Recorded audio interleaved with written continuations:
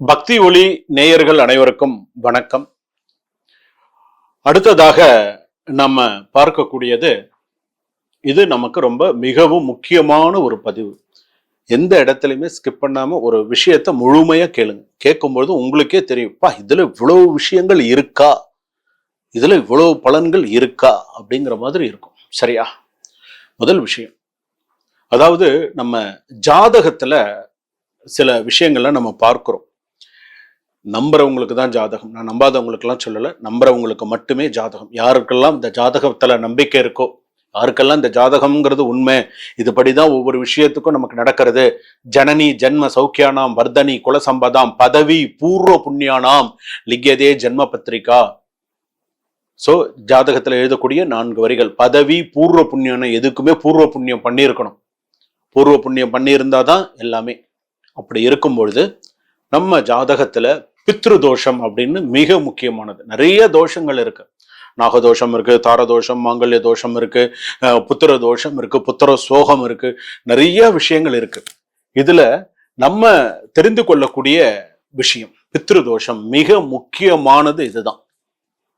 இதை நீங்க கண்டிப்பா தெரிஞ்சுக்கணும். இது ஏன் வருது, எதனால வருது, இது நம்ம எப்படி செய்யணும், நம்ம எப்படி செஞ்சா நமக்கு நல்லா இருப்போம், இந்த பித்ரு தோஷத்தினால நம்ம என்னென்ன கஷ்டங்கள் அனுபவிச்சுட்டு இருக்கோம், நேரா என்ன கஷ்டங்கள் அனுபவிச்சுட்டு இருக்கோம், இன்டைரக்டா நம்ம எவ்வளவு கஷ்டங்கள் அனுபவிச்சுட்டு இருக்கோம், இவ்வளவு விஷயங்கள் அதுல இருக்கு. முதல் விஷயம், ஒரு ஆன்மா போயிடுறது, பூமியில இருந்து போயிடுறது. போன உடனே அந்த ஆன்மா பாத்தீங்க அப்படின்னு சொன்னா, இதெல்லாம் நடக்கிறது உண்மை. இதெல்லாம் ஆதாரத்தோட பேச முடியும். இதெல்லாம் உண்மை. இதெல்லாமே இந்த ஆன்மாகப்பட்டது என்ன அப்படின்னு கேட்டீங்கன்னா, 2 விஷயம் நடக்கும். நற்கதி, துர்கதி, 2 விஷயம் இருக்கு. நற்கதினா என்ன, துர்கதினா என்ன? நற்கதினா அந்த ஆத்மா நல்லபடியா மேல போய் சேர்றது, சிவசாயுஜ்யம், நல்ல விதமா அந்த ஆத்மா போய் சேர்றது, எந்த கஷ்டங்கள் இல்லாம அந்த ஆத்மா போய் சேர்றது, நிறைய புண்ணியங்கள், அன்னதானங்கள், நிறைய அந்த ஆத்மா கஷ்டம் இல்லாம போய் சேர்றது. துர்கதி, அந்த ஆத்மா அலைஞ்சுட்டு இருக்கிறது, துர்மரணம், நிறைவேறாத ஆசையோட அலைஞ்சுட்டு இருக்கிறது. அந்த ஆத்மா போய் சேர்றதுக்கு 1 வருஷம், எல்லாமே ஒரு ஆத்மாங்கிறது 1 வருஷம் ஆகும் போய் சேர்றதுக்கு. ஒரு அமாவாசைக்கும் ஒரு இடத்துல தங்கி தான் 1 வருஷம் ஆகும். அதனாலதான் முதல் வருஷம் திதி கொடுக்கறது அப்படிங்கிறது. அதனாலதான் அமாவாசை சாமி கும்பிட்டு, ஒரு அமாவாசையில எங்க இருக்கோ அந்த இடத்துல நம்ம கொடுக்குற அந்த எள்ளு தண்ணி தான் அதுக்கு சாப்பாடு, படையெல்லாம் போட்டு நம்ம சாமி கும்பிடுறோம். அந்த ஆத்மா அதை சாப்பிட்டுட்டு அடுத்த இத்தனை காத தூரம் போகணும் அப்படின்னு ஒரு கணக்கு இருக்கும்.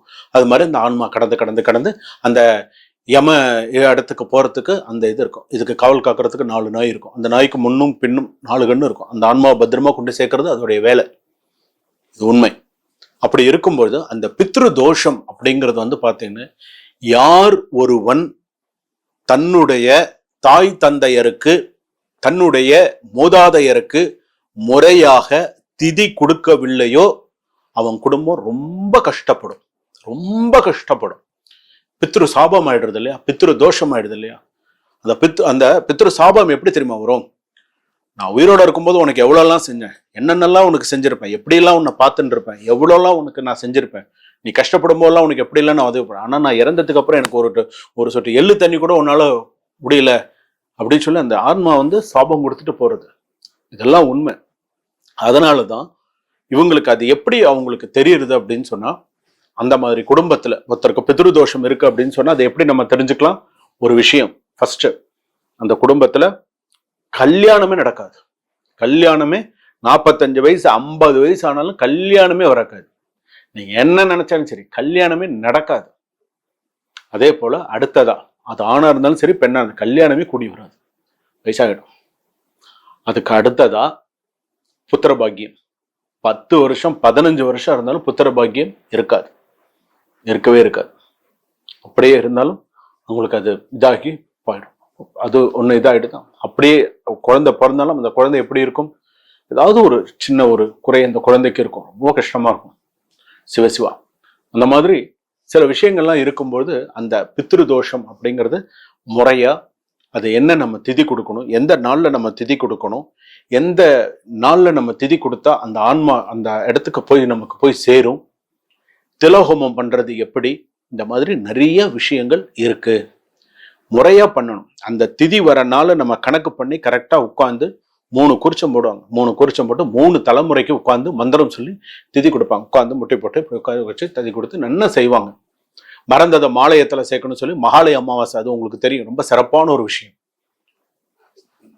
பொதுவிலேயே அமாவாசையிலேயே நிறைய அமாவாசை, விசேஷமான அமாவாசை எல்லாம் இருக்கு. ஒண்ணு ஆடி அமாவாசை, தை அமாவாசை ரொம்ப சிறப்பானது. அடுத்தது மகாலய அமாவாசை இன்னும் சிறப்பானது. இந்த அமாவாசையெல்லாம் வந்து பாத்தீங்க அப்படின்னு சொன்னா அதுக்கு சிறப்பே தனி சிறப்பு.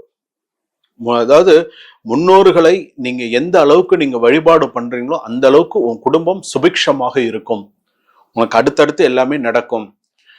உன் குடும்பத்துல யார் யாரெல்லாம் காலம் சென்ற முன்னோர்கள் இருக்காங்களோ எல்லார் பேரையும் எழுதிக்கோ. எல்லார் பேரையும் எழுது. வீட்டுல அம்மா இல்லையா, அம்மா பேர், அப்பா இல்லையா, அப்பா பேர், அப்பாவோட அப்பா பேர் தெரியுமா, எழுதிக்கோ. யார் யார் பேர் தெரியுமா எல்லார் பேரையும் எழுதி திதிக்கணும். இதே ஒரு குடும்பத்துல வந்து எப்படி இருக்கும் அப்படின்னு கேட்டீங்கன்னா, உங்களுடைய முன்னோர்கள்ல வந்து பாத்தீங்கன்னா தாத்தா பாட்டி காலத்துலலாம் எடுத்துக்கோங்களா, அவங்களுக்கு முன்னோர்கள்லாம் இருந்திருப்பாங்க இல்லையா, அவங்களுக்கு 2 மனைவி இருந்திருக்கலாம். ஒருத்தரை நல்லா பார்த்துருக்கலாம், ஒருத்தரை நிறைய பார்க்காம இருந்திருக்கலாம். இதனால சில தோஷங்கள் உண்டு, கண்டிப்பா உண்டு. அதே போல இன்னொரு விஷயம் வந்து என்ன அப்படின்னு கேட்டா, ஒரு குழந்தை பிறந்து 15 வயசுக்குள்ளே காலமாயிடுறதுன்னு வச்சுக்கோங்களேன்.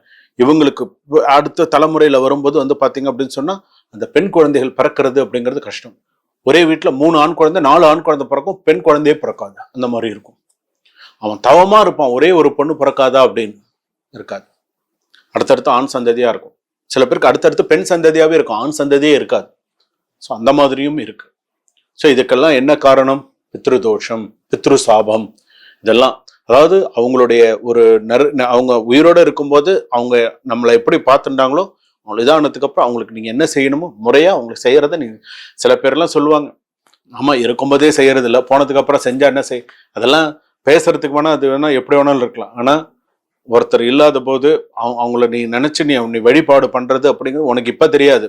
கர்ம வினைன்னு சொல்றோம் இல்லையா, கர்மான்னு சொல்றோம் இல்லையா, அது அந்தந்த டைம் வரும்போதுதான் உனக்கு அது தெரியும். மண்டையில அடிக்கும். நச்சு பறவை காக்கா தலையில அடிச்சுட்டு போனாலே உன்னை ஞாபகப்படுத்துதுன்னு அர்த்தம். ஞாபகம் வச்சுக்கோங்க. காக்கா தலையில அடிச்சுட்டு போனாலே உடனே நீ என்ன பண்ற, கோயிலுக்கு போய் சனீஸ்வரனுக்கு விளக்கேத்திட்டு நல்லெண்ணெய் வச்சு குளிச்சுட்டா நமக்கு தோஷம் போயிடுன்னு நினைச்சிடற.